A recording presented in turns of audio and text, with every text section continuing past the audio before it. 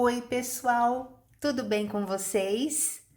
Hoje nós vamos falar sobre romantismo, um movimento artístico que surgiu na Europa depois da Revolução Francesa, no século XIX. Na verdade, três países podem ser considerados o berço do romantismo: a Itália, a Alemanha e a Inglaterra. Porém, na França, o romantismo ganha força total como em nenhum outro país. Aqui no Brasil, ele chega por volta de 1836. Vamos às características do romantismo. Primeira, ele é contrário ao classicismo. Classicismo foi um movimento artístico que se submetia muito à imitação da arte greco-romana e tinha aqueles padrões rígidos do equilíbrio e da razão para as regras artísticas e estéticas das escolas de belas artes. Não, o romantismo rompe com isso e ele usa a emoção, a emotividade nas suas obras. Segunda característica, com a Revolução Francesa, a burguesia ela se torna uma classe social em ascensão. Então, ela domina aquele período e o romantismo passa a ser a arte da burguesia. Ele foi um veículo das ideias, dos valores e dos desejos burgueses, representados em, basicamente, 4 aspectos ou 4 temas nas obras. Primeiro, amor. No amor a gente tem os sentimentos, nós temos as emoções, nós temos o romance, o amor platônico. Outro tema também importante foi a religião.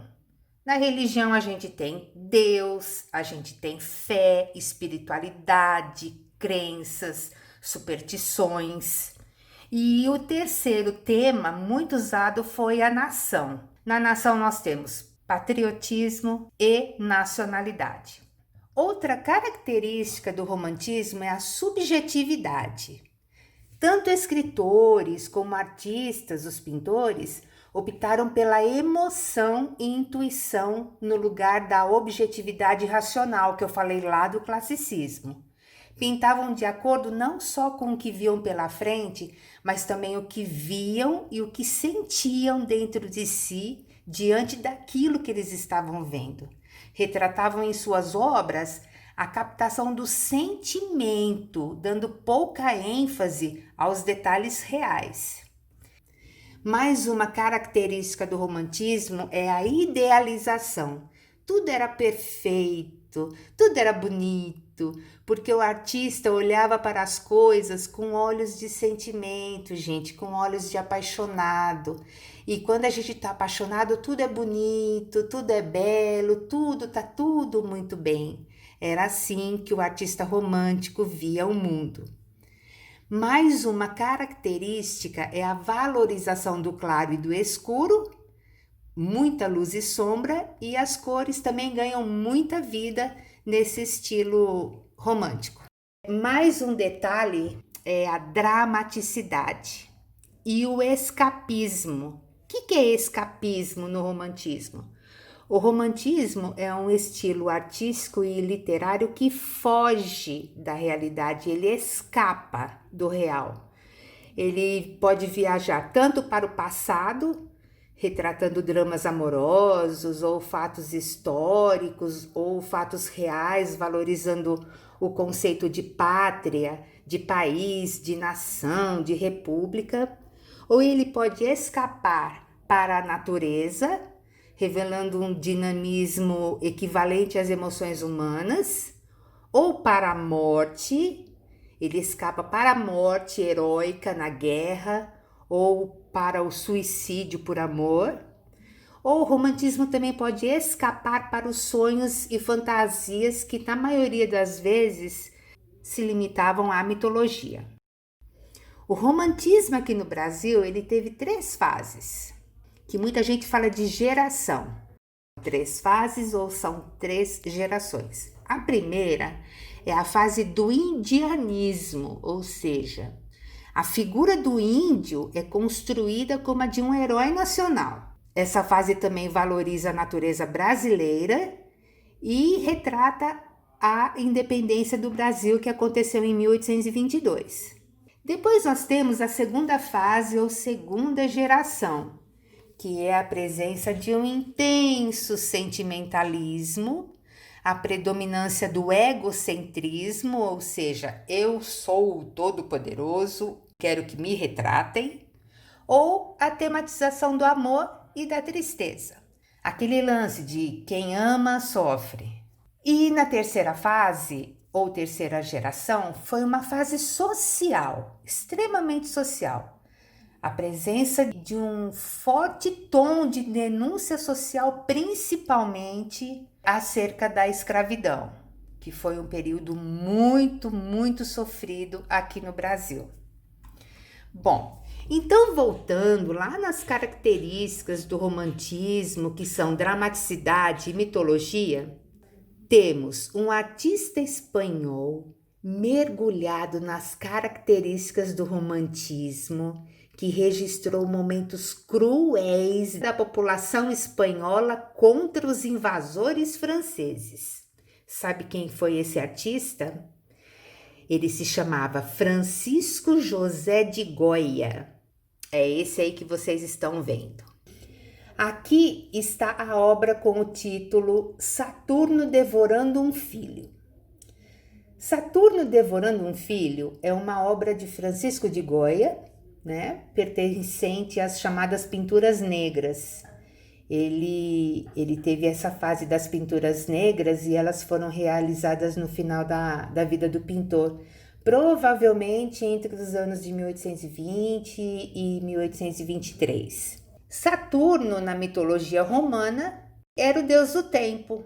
Avisado por um oráculo que um dos seus filhos o destronaria, Saturno, então, resolve comer cada um dos seus filhos para não correr o risco. Coisa simples, apenas comeu todos os seus filhos, Coisa básica. Nessa obra, Goya faz lembrar que o homem não é feito tão somente de racionalidade e controlado por regras na dita civilização. O homem faz escolhas e possui impulsos, os quais podem ganhar a forma destrutiva e doentia do canibalismo, da agressão, do estupro. Coisas que a gente está vendo muito hoje em dia entre nós. A guerra nada mais é do que a morte e a violência tornadas um ato normalizado. Goya constitui um espetáculo de horror com essa obra, que nada mais é do que um registro dos atos da crueldade de quem, gente? Do próprio homem.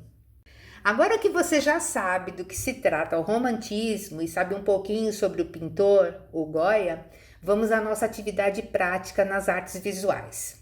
Nós vamos fazer uma releitura, nós vamos desconstruir essa obra, Saturno Devorando um Filho. Aqui está o desenho padrão para todos, nós vamos comparar com a obra original. Eu tirei a imagem do que ele estava devorando, ou de quem ele estava devorando, e o tornei totalmente linear, ou seja, transformei o Saturno em desenho. Você vai colocar o Saturno para devorar o que você mais gosta de comer ou algo bem criativo nas mãos dele. Aí vai ficar a cargo da sua imaginação. O título da sua obra será Saturno Devorando um ou uma, aí você escreve o nome do que ele está comendo, devorando. Como o Saturno da obra de Goya é meio que um monstro, a gente não sabe direito, uma forma meio que humanoide, você também pode cobrir seu corpo de pelos ou colocar uma roupinha nele. Outro detalhe, parece que ele está atolado em alguma coisa, porque a gente não vê o resto das suas pernas, a gente não consegue ver as canelas nem os pés. Então você vai desenhar também onde ele se atolou, sem esquecer, é claro, do fundo, ou seja, do contexto do seu desenho, onde o seu desenho se passa. Faça a sua criação, a sua composição artística, usando a imaginação e a fantasia. Seja emocional, dramático. Viaje na maionese, como diz meu amigo Fernando, uma graça de menino de 12 anos, hiper inteligente e muito criativo. Eu super recomendo o canal dele que se chama Viajei na Maionese. Divirta-se nessa releitura, nessa desconstrução do romantismo, criando a sua obra de arte. Obrigada pela atenção de todos vocês. Espero que vocês curtam muito essa atividade e até o próximo vídeo.